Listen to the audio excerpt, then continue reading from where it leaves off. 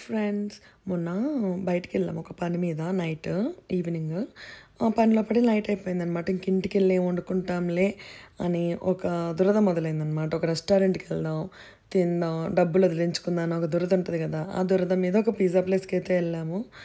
Pizza ప్లేస్‌కెళ్ళేటప్పుడు full ఎక్సైట్‌మెంట్‌తో wow! తిని చాలా రోజులైంది, మంచిగా పిజ్జా ఎంజాయ్ చేయొచ్చు అన్న ఎక్సైట్‌మెంట్‌తో వెళ్ళాము.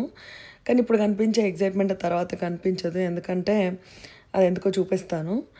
మొత్తం ఎక్స్‌పీరియన్స్‌లో మా వాడితో అయితే నేను సక్సెస్‌ఫుల్‌గా స్క్రీన్స్‌ని అయితే అవాయిడ్ చేయించాను. నాకు పిల్లలు బయటకొచ్చి స్క్రీన్స్ పట్టుకొని కూర్చుంటే నాకు నచ్చదు. ఏదున్నా ఫ్రీ ప్లే చేసుకోవడమే బెటర్. మొత్తానికైతే ఆర్డర్ వచ్చేసింది. అది చూస్తే బఫెలో పిజ్జా సాస్ అట అదేదో.